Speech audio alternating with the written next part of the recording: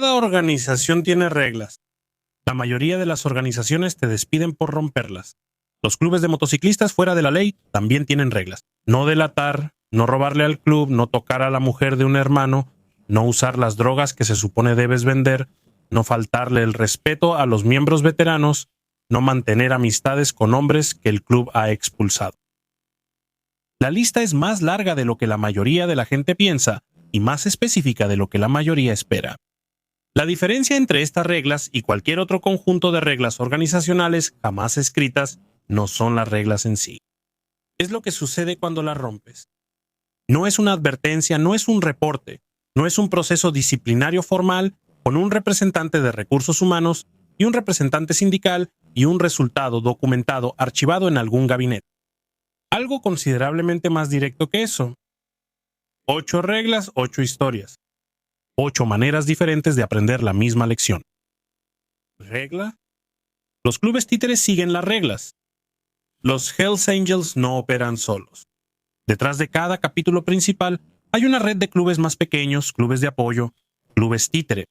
Hangaround, organizaciones que hacen el trabajo preliminar de los Hells Angels, siguen sus órdenes y operan bajo su autoridad, a cambio de la protección y la credibilidad organizacional que les da la cercanía al parche de la calavera de la muerte. Estos clubes reclutan localmente, tienen sus propios capítulos, usan sus propios colores, pero que no quede duda sobre la verdadera estructura de poder.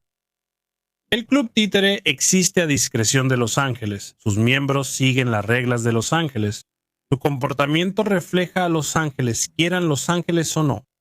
Y cuando Los Ángeles deciden que algo que ha hecho el Club Títere constituye una infracción, ya sea percibida o real, documentada o supuesta, la respuesta sigue la misma lógica que sigue para las violaciones de parches completos. No importa que en realidad no seas un ángel.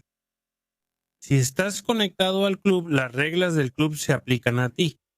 13 de octubre 21. Vallejo, California.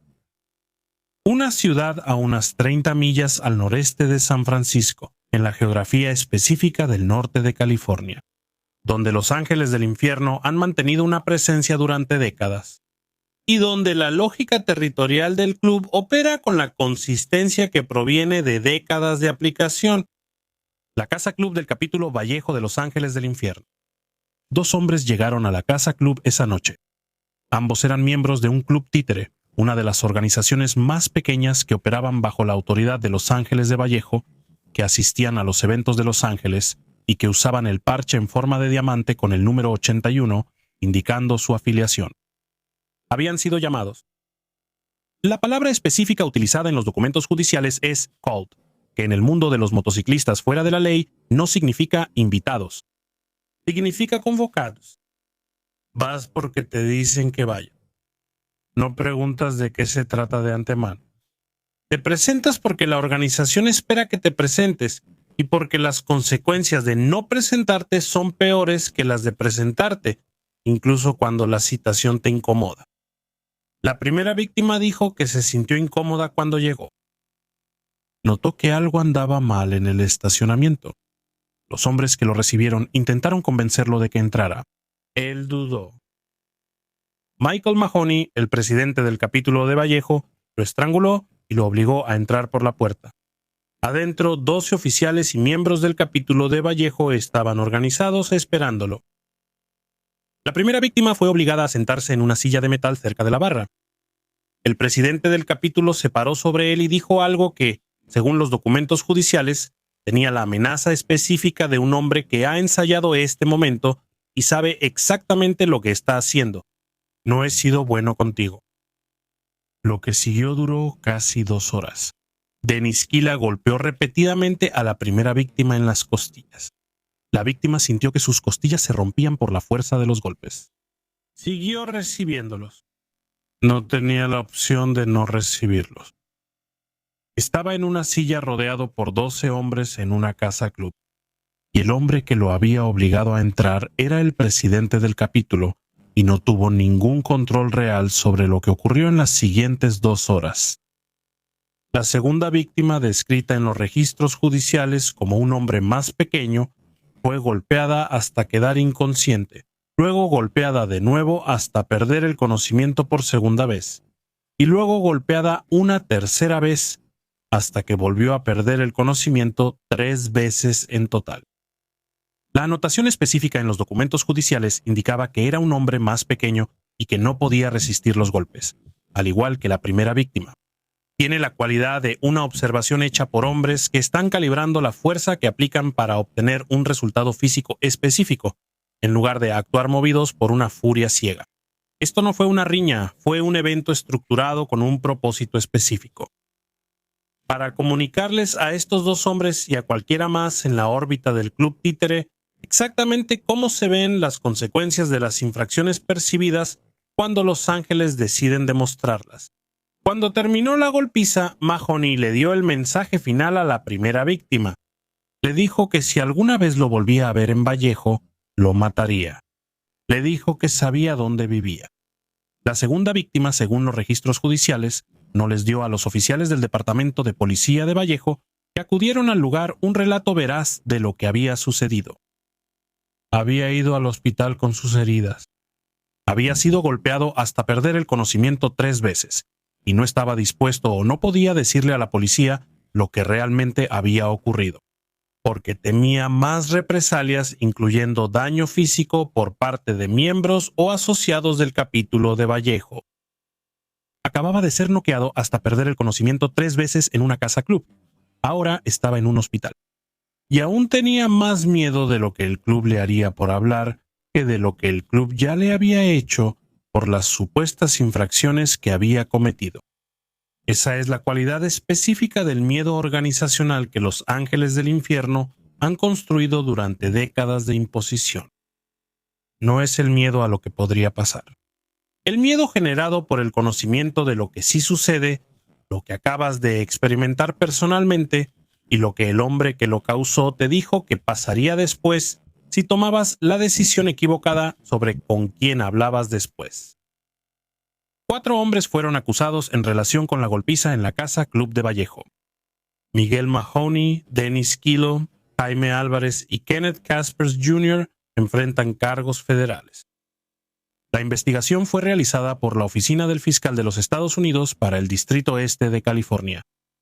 El caso produjo documentos judiciales que describieron con detalle específico y clínico exactamente lo que 2 hombres en una silla de metal experimentaron durante 2 horas, por infracciones percibidas de reglas que estaban obligados a seguir debido a su conexión organizacional con un club del que ni siquiera eran miembros completos.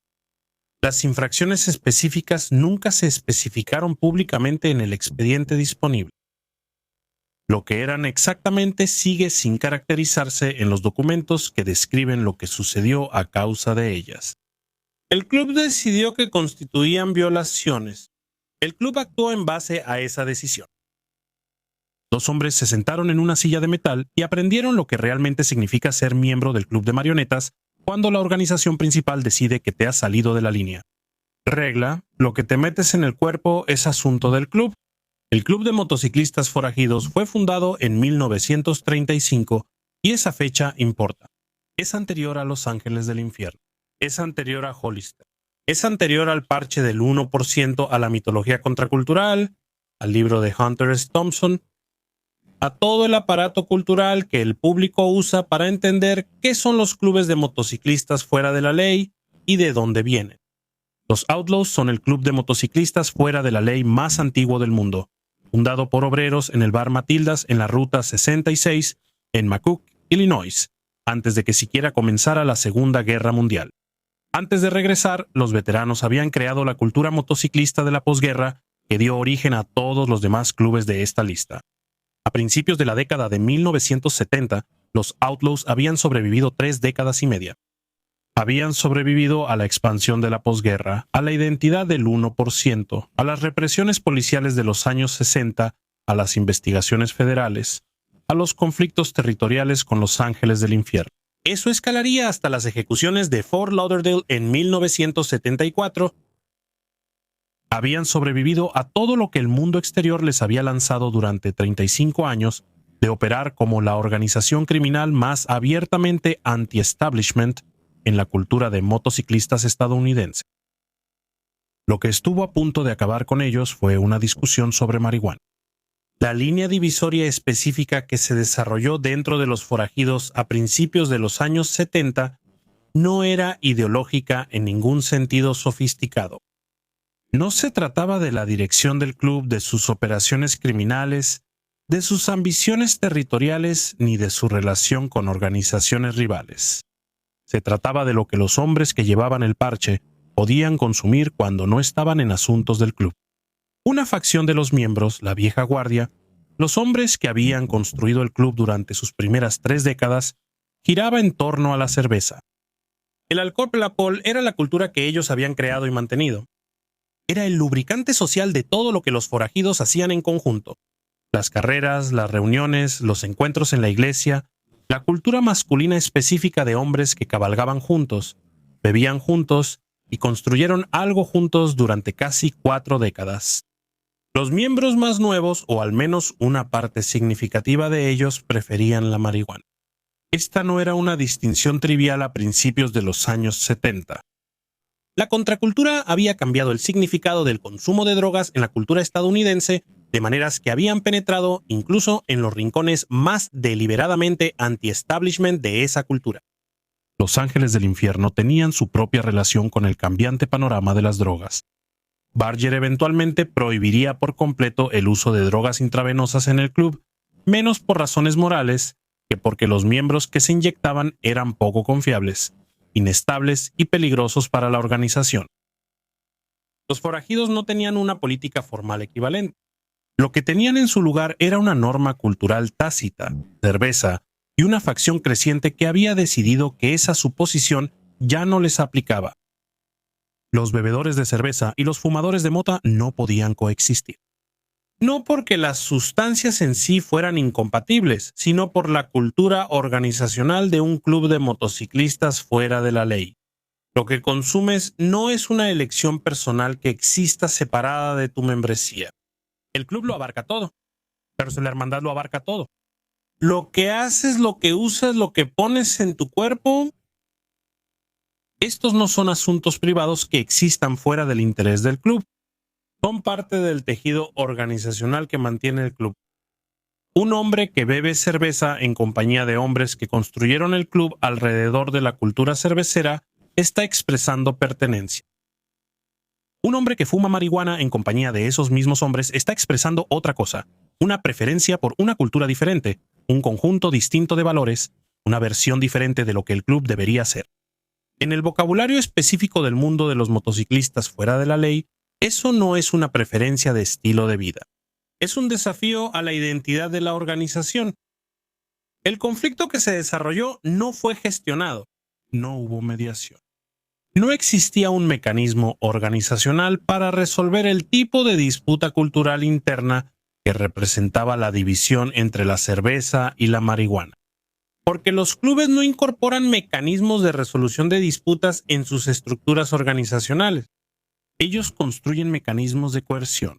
Y cuando los mecanismos de cumplimiento son la herramienta principal disponible para resolver conflictos internos, el conflicto tiende a resolverse en una dirección específica, hacia la violencia.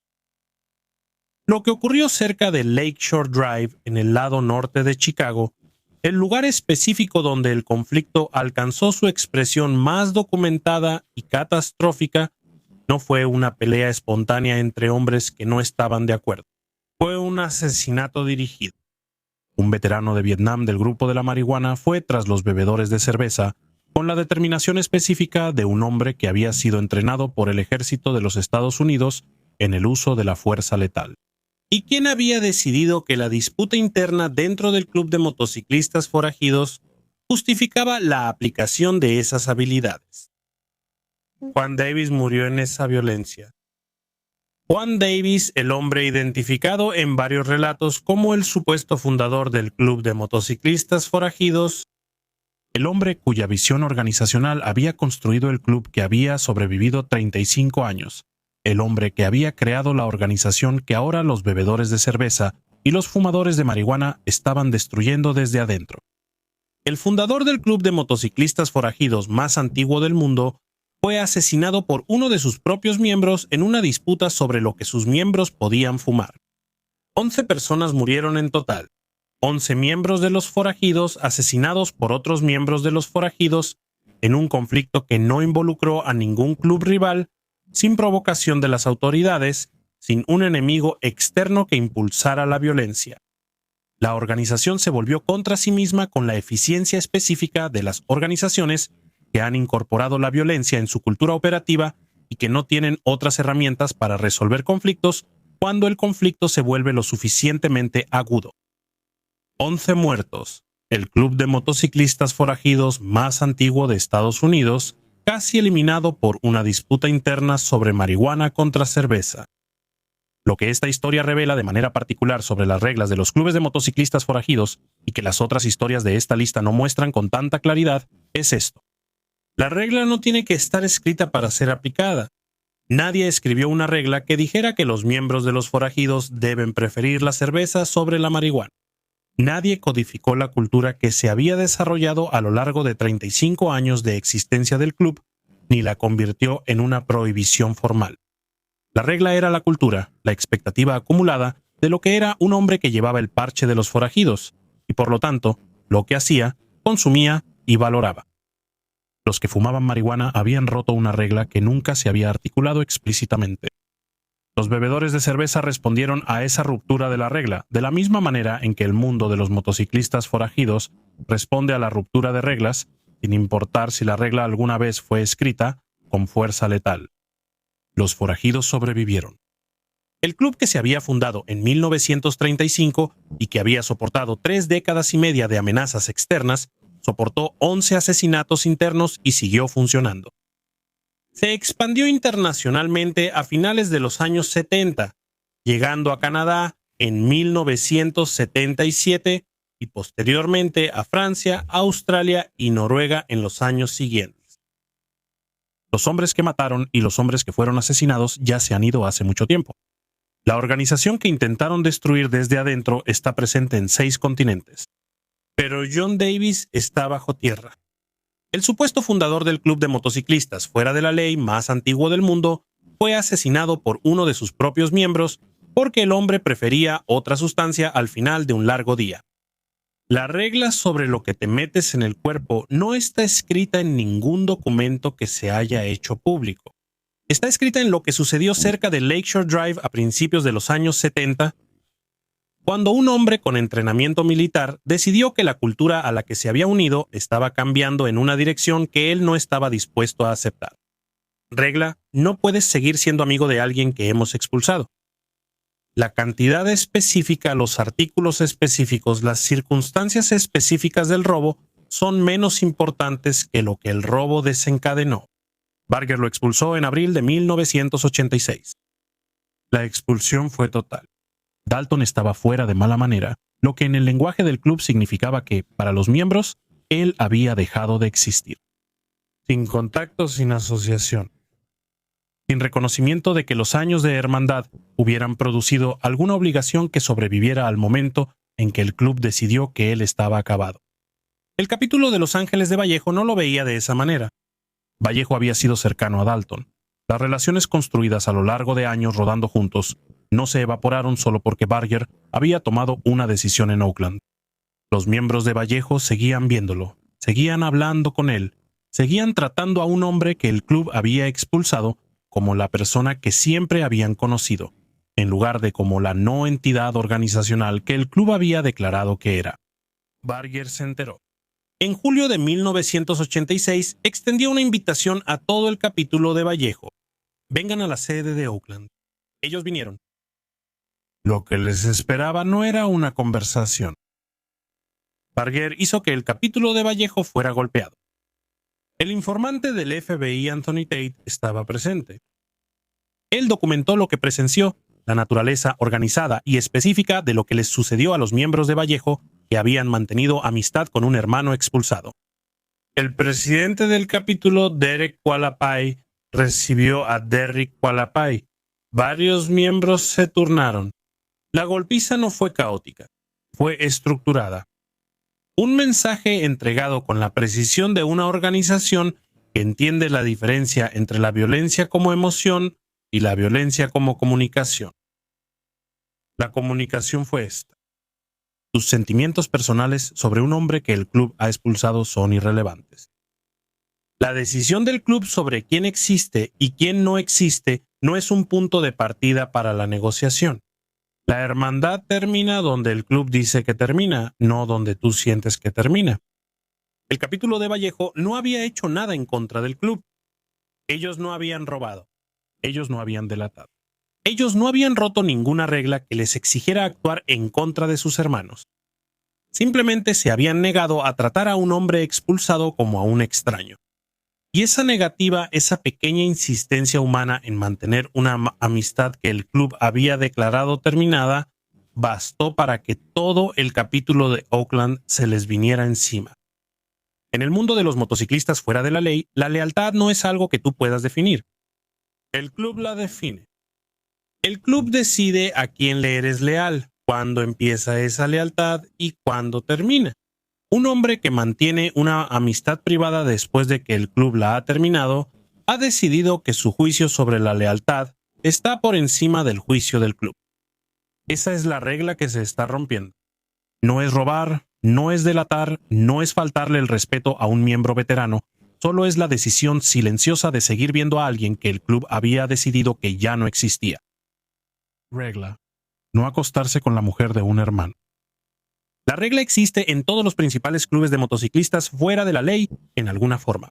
El lenguaje específico varía. La lógica organizacional, no. La pareja de un miembro está prohibida para cualquier otro miembro. No porque los clubes estén construidos sobre ideas iluminadas acerca de las relaciones, sino porque la alternativa produce exactamente el tipo de conflicto interno que destruye la confianza organizacional de la que depende el club.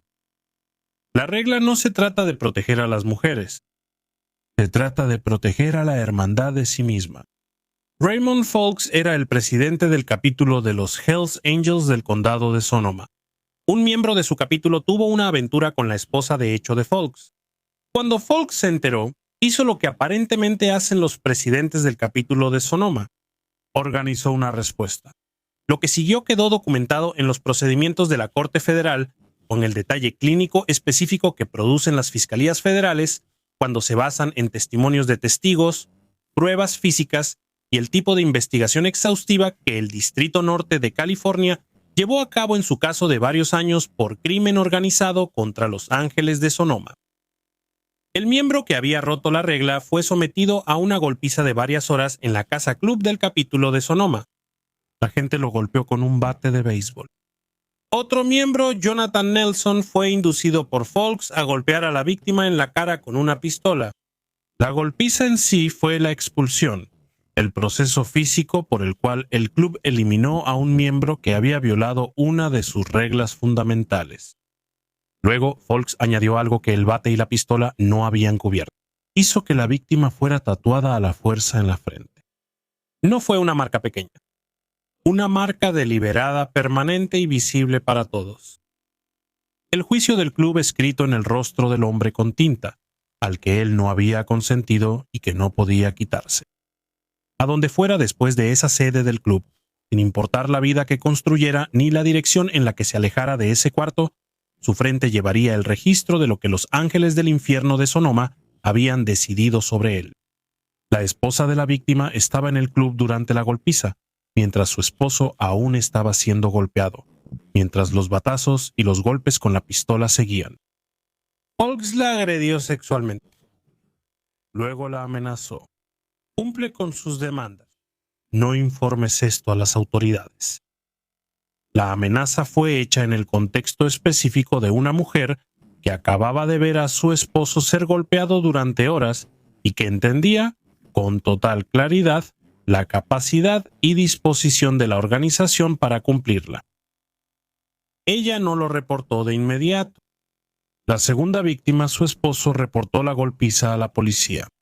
Ella no estaba dispuesta o no podía proporcionar a los investigadores un relato completo de lo que le había sucedido. El miedo a más represalias, según los documentos judiciales, fue la razón. El caso federal que finalmente atrapó a Folks era más amplio que el incidente individual. La acusación por crimen organizado de la capítulo de Sonoma abarcó asesinato, tráfico de drogas, intimidación de testigos, extorsión y robo en varios incidentes y contra varios acusados. Folks fue condenado por asalto con arma de fuego en apoyo al crimen organizado, específicamente por la golpiza que duró varias horas. Fue condenado por intimidación de testigos por lo que le hizo a la esposa de la víctima. Lo que revela el caso de Raymond Folks es la manera específica en que los clubes de motociclistas fuera de la ley manejan las violaciones de sus reglas más personales. El asunto fue entre dos personas. La respuesta involucró un bate de béisbol, una pistola, un tatuaje forzado y la agresión sexual de una mujer que no tenía nada que ver con nada de eso. La regla sobre la mujer de un hermano no se hace cumplir mediante una conversación, una votación o una censura formal. Se hace cumplir mediante una demostración pública documentada y permanente de lo que cuesta romper. El tatuaje forzado en la frente es la expresión más clara de eso. No es un castigo en ningún sentido convencional. Es un anuncio permanente, una marca que le dice a todos los que la vean por el resto de la vida de ese hombre exactamente lo que los ángeles del infierno de Sonoma decidieron que él era. Regla: nunca cooperes con las autoridades. La regla más importante en cada club de motociclistas fuera de la ley no está escrita en ningún documento de estatutos que se haya hecho público. No es necesario que lo esté. Se entiende desde el primer día que un hombre empieza a juntarse antes de ser prospecto, antes de ganarse el parche, antes de asistir a su primera reunión de la iglesia. La regla es absoluta y su cumplimiento no tiene excepciones. No hablas con las fuerzas del orden sobre nada, sobre nadie, sobre ti mismo, sobre tus hermanos, sobre lo que viste, escuchaste, hiciste o supiste. El código de silencio no es una preferencia cultural. Es el oxígeno organizacional que respira el club. Sin él, nada más sobrevive. Ni las operaciones criminales, ni la autoridad territorial, ni la hermandad misma. Todas las demás reglas en esta lista existen para proteger intereses organizacionales específicos. Esta regla protege a todos ellos simultáneamente. Joshua O'Brien era miembro del capítulo de Los Ángeles del Infierno de Denver. En 2019 fue arrestado por cargos relacionados con armas de fuego tras una redada policial en su taller de motocicletas en Lakewood, Colorado. El arresto en sí no fue lo que terminó con su membresía. Los arrestos suceden. Los miembros son arrestados. El club tiene abogados, tiene protocolos, tiene la experiencia institucional de una organización que ha estado manejando el contacto con las fuerzas del orden durante 7 décadas. Lo que terminó con la membresía de O'Brien fue lo que implicaba el arresto. El club analizó la redada y los cargos por armas de fuego y las circunstancias específicas de cómo las autoridades supieron dónde buscar, y llegó a una conclusión. O'Brien estaba cooperando. No había sido condenado por cooperar. No constaba como informante. El club no esperó pruebas del tipo que requieren los tribunales. La sospecha en sí misma era suficiente. Fue expulsado. 28 de junio de 2019, una casa de seguridad en Erie, Colorado. O'Brien llegó y encontró algo esperando lo que no era lo que esperaba. Un grupo de miembros de Los Ángeles del Infierno estaba ahí. Los documentos legales posteriores lo describen como una emboscada. Él sobrevivió a eso. Él sobrevivió al primero. 12 de julio de 2019. O'Brien fue golpeado y secuestrado. La organización que había decidido que era alguien que colaboraba con las autoridades, ahora había pasado de la emboscada al secuestro. Una progresión que refleja la lógica específica de escalada de los clubes que responden a amenazas percibidas contra su seguridad con una fuerza creciente hasta que la amenaza es neutralizada. Su cooperación con los investigadores después de estos incidentes produjo algo significativo. 13 miembros y asociados del capítulo de Denver fueron acusados formalmente. Los cargos incluían secuestro, robo de vehículos, tráfico de drogas, tráfico de armas, prostitución y lavado de dinero. todo el portafolio operativo de lo que el capítulo de Denver había estado manejando mientras se presentaba ante el mundo exterior como un club de motociclistas. Lo específico que ilustra el caso O'Brien sobre esta regla es su línea de tiempo. Él aún no había sido confirmado como colaborador cuando ocurrió la emboscada. Él había sido arrestado. El club había evaluado las circunstancias del arresto y tomó una decisión. El juicio resultó en una expulsión, luego una emboscada y después un secuestro, todo antes de que algún tribunal hubiera establecido que realmente había proporcionado algo útil a las autoridades. En el mundo de los motociclistas fuera de la ley, la cooperación sospechada se trata de la misma manera que la cooperación confirmada. La distinción en la que los sistemas legales gastan enormes recursos para establecer la diferencia entre lo que alguien ha hecho y lo que podría haber hecho no aplica dentro de la lógica de cumplimiento del club. El club no investiga, no realiza una revisión interna. Calcula el riesgo organizacional y responde a él. O'Brien era un riesgo. La respuesta llegó antes de que se confirmara el riesgo. Así es como funciona la regla. No como un castigo por lo que hiciste, sino para prevenir lo que el club ha decidido que podrías hacer después. Regla. La propiedad del club le pertenece al club. Para siempre. Este es el que requiere un momento antes de comenzar. No porque la historia sea complicada, no lo es. Es, a su manera, uno de los puntos más sencillos de esta lista. Una transacción directa realizada por dos hombres que vinieron a recoger lo que el club consideraba su propiedad y mataron a todos en la casa mientras lo hacían. La pausa que requiere se debe al niño de 5 años. William Billy Grondowski fue expulsado del capítulo de los Hells Angels de Vallejo el 28 de septiembre de 1986. La razón específica de su expulsión no ha sido completamente establecida en los registros públicos.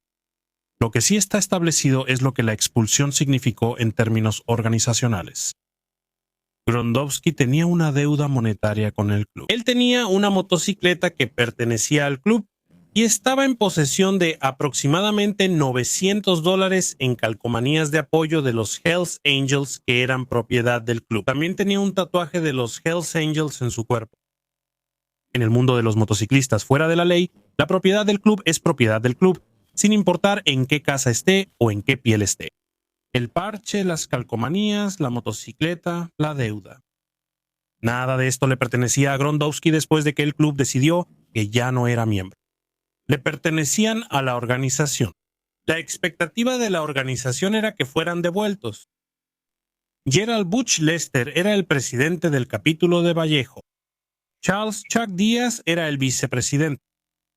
6 días después de la expulsión de Grondowski, el 5 de octubre de 1986, condujeron hasta su casa cerca de Fort Bragg para recoger lo que el club consideraba suyo. Billy Grondowski fue asesinado, una sola herida de bala en la cabeza por parte de Lester. Su esposa Patricia también fue asesinada, una sola herida de bala en la cabeza por parte de Lester. Su hijastro de 17 años, Nolan Jeremy Vandegrift, fue asesinado, una sola herida de bala en la cabeza por parte de Lester. Su hija de 5 años, Dallas, fue apuñalada varias veces por Díaz. Las heridas le cortaron la médula espinal. La descripción de sus lesiones por parte del médico forense incluye la frase decapitación casi total. Lester luego le disparó después de muerta. 4 personas, un hombre, su esposa, su hijastro adolescente y su hija de 5 años. Todos ellos muertos en una sola noche por calcomanías de club valuadas en $900, una deuda no pagada, una motocicleta y un tatuaje. La investigación que siguió tomó años. El caso se resolvió en febrero de 1994, cuando un testigo llamado Haas, que enfrentaba una sentencia por una condena federal de drogas aparte, implicó a Lester y Díaz a cambio de inmunidad en el caso Grondowski. Para 1995, ambos hombres habían sido arrestados. Lester fue detenido en Fort Smith, Arkansas, donde había estado viviendo desde que dejó el club en junio de 1987, menos de un año después de los asesinatos. Díaz fue arrestado en Ukiah, California, habiéndose convertido en los años intermedios en el presidente del capítulo de Vallejo. El hombre que había apuñalado hasta la muerte a una niña de 5 años posteriormente fue ascendido para liderar el capítulo que lo había enviado a cobrar $900 en calcomanías. Ambos fueron acusados de 4 cargos de asesinato. La lógica específica que produjo 4 muertes en un solo hogar no es complicada cuando se ve a través del lente organizacional del mundo de los motociclistas fuera de la ley. La propiedad del club es propiedad del club. Un miembro expulsado que retiene propiedad del club no es simplemente un hombre que no ha devuelto mercancía. Es un hombre que está reteniendo algo que pertenece a una organización que hace valer sus derechos de propiedad mediante la violencia. La deuda, la motocicleta, las calcomanías. Esto no era significativo en términos de dinero. Un capítulo completo de los Hells Angels podría absorber $900 en mercancía perdida sin darse cuenta. La cantidad no era el punto. El punto era el precedente. Un miembro expulsado que retiene propiedad del club y no enfrenta consecuencias por ello establece un precedente. Esa expulsión no requiere la devolución de lo que pertenece al club. Que las reclamaciones de propiedad del club pueden ser ignoradas por un hombre que ya no es miembro. Que la autoridad de la organización termina cuando la membresía de un hombre termina. Los clubes no pueden permitirse ese precedente. La autoridad tiene que significar algo después de que termina la membresía, o la autoridad no significa nada mientras la membresía está activa. 4 personas murieron por un precedente. Por el principio organizacional de que la propiedad del club no deja de ser propiedad del club solo porque el hombre que la tiene ya no es miembro. La esposa de Billy Grondowski no era miembro. Su hijastro no era miembro. Su hija de 5 años no era miembro y no tenía ninguna conexión concebible con la disputa organizacional que llevó a 2 hombres a su casa una noche de octubre de 1986.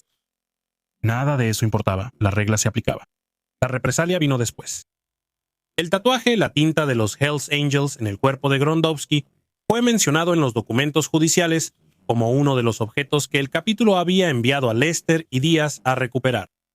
Un tatuaje que está en la piel de una persona no puede ser recuperado en el sentido convencional. La forma en que el club lo presenta como propiedad que debe ser recuperada te dice algo sobre cómo estas organizaciones entienden la relación entre un miembro y lo que lleva consigo, incluyendo las marcas permanentes en su cuerpo que lo conectan con la organización. Sin embargo, la niña de 5 años no tenía ningún tatuaje. Ella no tenía ninguna deuda. Ella no tenía ninguna propiedad del club en su posesión. Ella tenía solo 5 años y estaba en la casa. Regla: no faltarle el respeto a los miembros mayores. La regla sobre la falta de respeto es la más difícil de definir y la más fácil de violar. Robar tiene un límite. Cooperar con las autoridades tiene un límite. Incluso la regla sobre la mujer de un hermano tiene una línea clara. O la cruzaste o no. La falta de respeto no tiene límite. Está definida completamente por la persona que la recibe y el peso organizacional que esa persona tiene. Lo que constituye una falta de respeto para un prospecto no es lo mismo que constituye una falta de respeto para un presidente de capítulo. Lo que constituye una falta de respeto de un miembro con parche completo no es lo mismo que constituye una falta de respeto de un hangaround. La jerarquía es el lente. Mientras más alto sea el rango de la persona a la que le faltas al respeto, más grave es la violación. Y la versión más grave de la violación, faltarle al respeto al hombre equivocado frente a la gente equivocada, en el momento equivocado, solo tiene una respuesta que el club considera proporcional. Joel Silva era miembro del capítulo de los Hells Angels del condado de Sonoma. En el verano de 2014 asistió a un evento de motocicletas en Laconia, New Hampshire, una de las concentraciones anuales de motociclistas más grandes de Estados Unidos. El tipo de reunión que atrae a miembros de capítulos de todo el país y funciona tanto como un evento social como una demostración de la presencia de la organización. Había representación de varios capítulos de los Ángeles del Infierno. Miembros veteranos de toda la estructura nacional del club estaban presentes. Silva amenazó a un miembro del capítulo de Salem, Massachusetts, que era cercano a Christopher Ranieri, el presidente del capítulo de Salem, la naturaleza específica de la amenaza, las palabras utilizadas y el contexto en el que fueron dichas. Estos detalles existen en los registros judiciales, pero el hecho organizacional esencial es más simple. Silva hizo una amenaza que Ranieri percibió como una falta de respeto dirigida a alguien de su círculo, frente a otros miembros en un evento nacional. Ranieri lo discutió con Brian Wayne Wendt, el presidente del capítulo de Fresno, y Jonathan Nelson, el presidente del capítulo de Sonoma, que era el propio capítulo de Silva, 3 presidentes de capítulo. La conversación produjo una conclusión unánime. Silva tenía que morir. Esta es la característica específica de la regla de la falta de respeto que la distingue de cualquier otra regla en esta lista. Las otras reglas se rompen con acciones: robar, acostarse con alguien, hablar con la policía, quedarse con propiedad del club. La falta de Silva fue una amenaza verbal en un evento público. Palabras en una concentración. Y 3 presidentes de capítulo estuvieron de acuerdo en que esas palabras merecían una sentencia de muerte, la planearon juntos y la ejecutaron 11 días después, el 15 de julio de 2014. A Silva se le contactó y se le dijo que fuera a la casa club de los Hells Angels de Fresno. Él fue porque un miembro va a donde el club le dice que vaya. Él llegó y Wendt estaba ahí. Wendt le disparó en la parte de atrás de la cabeza. En la parte de atrás de la cabeza no fue una confrontación, no fue una pelea. Silva no lo vio venir en el sentido en que normalmente se usa la frase. Literalmente no lo vio venir porque el disparo fue hecho desde atrás mientras él estaba dentro de una casa club a la que había ido porque su presidente de capítulo le había dicho que fuera. A la mañana siguiente, el cuerpo de Silva fue transportado a un crematorio local y fue incinerado. Su camioneta fue incendiada. La evidencia física de lo que había sucedido fue eliminada con la eficacia metódica de hombres que habían pensado en lo que vendría después del asesinato con tanto cuidado como pensaron en el asesinato mismo. 3 presidentes de capítulo. Una amenaza verbal en una concentración de motociclistas en New Hampshire. 11 días.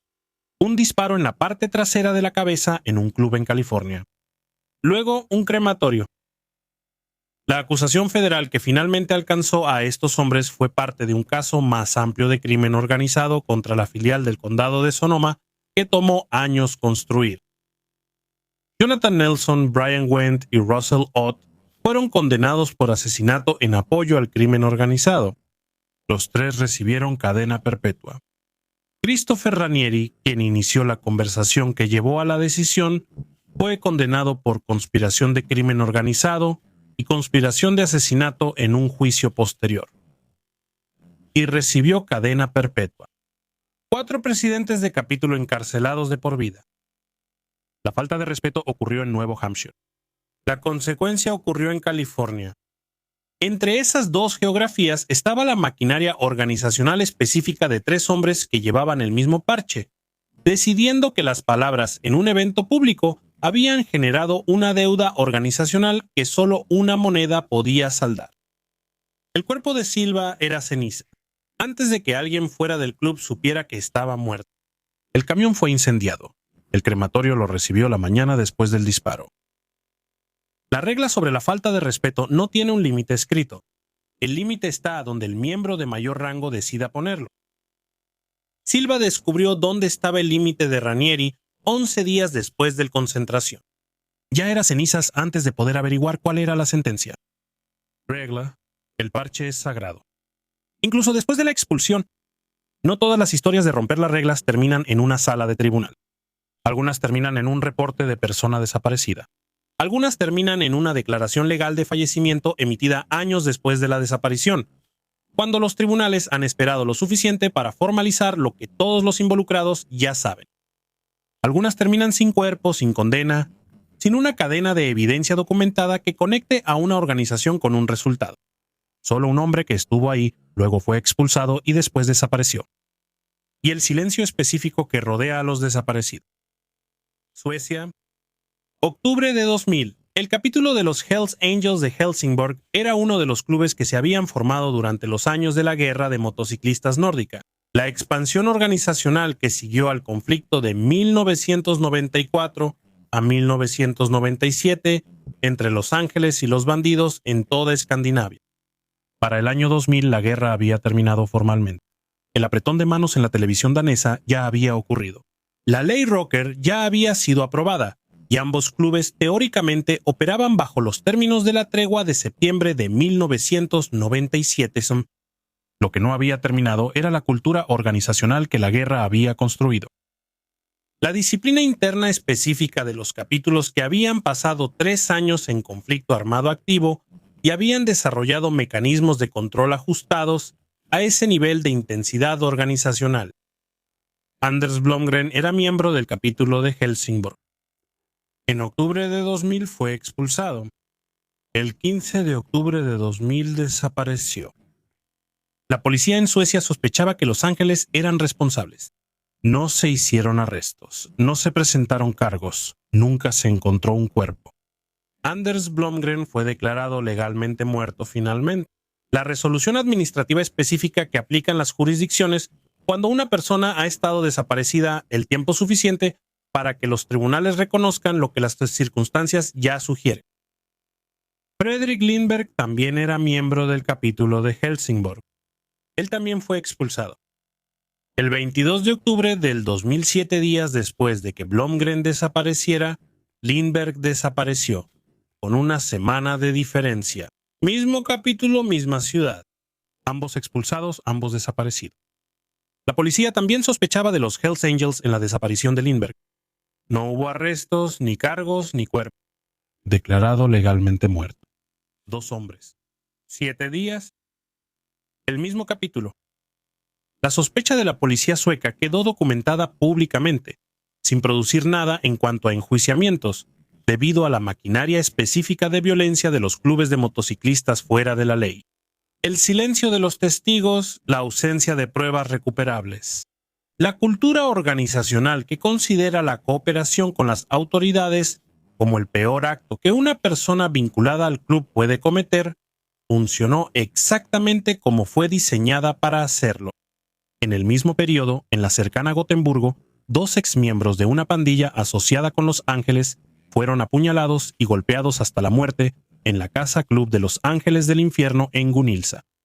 Sus cuerpos fueron encontrados más tarde enterrados en una gravera a las afueras del pueblo de Floby. Los hombres responsables finalmente fueron condenados. Los cuerpos fueron encontrados. Las pruebas se mantuvieron. En Helsingborg, los cuerpos nunca fueron encontrados. Las pruebas nunca se materializaron. Los 2 hombres que desaparecieron con 7 días de diferencia después de ser expulsados del mismo capítulo permanecieron legalmente muertos bajo circunstancias supuestas, en un expediente de persona desaparecida que no produjo ninguna acusación ni resolución más allá de la declaración administrativa de que se habían ido. La regla específica que ilustra esta historia es la más difícil de definir precisamente porque abarca todo lo demás en esta lista. El parche es sagrado, no solo mientras lo llevas puesto, sino también por las obligaciones que crea después de que dejas de usarlo. Un miembro expulsado lleva consigo conocimiento, lleva relaciones, lleva la historia organizacional de todo lo que vio, escuchó y en lo que participó durante su membresía. Lleva la amenaza específica que cualquier hombre representa cuando pasa de estar dentro de una organización a estar fuera de ella, mientras esa organización sigue operando y aún tiene razones para controlar lo que él sabe. La respuesta de Los Ángeles del Infierno a esa amenaza no es uniforme. A veces es una golpiza. A veces es una golpiza forzada. A veces es un tatuaje forzado en la frente. A veces es una sesión de 2 horas en una silla de metal. A veces es un disparo en la parte trasera de la cabeza en una sede del club en California, seguido de un crematorio a la mañana siguiente. Y a veces es octubre en Suecia y un hombre es expulsado un martes y desaparece para el siguiente martes. Y el cuerpo nunca se recupera y el caso nunca se procesa. Y la única resolución formal es un documento legal que dice que ha estado desaparecido el tiempo suficiente para ser declarado muerto. Anders Blomgren, Fredrik Lindberg, 2 nombres en un archivo sueco de personas desaparecidas, 2 declaraciones legales de muerte, 2 desapariciones, con 7 días de diferencia del mismo capítulo que la policía sueca sospechaba pero nunca pudo probar.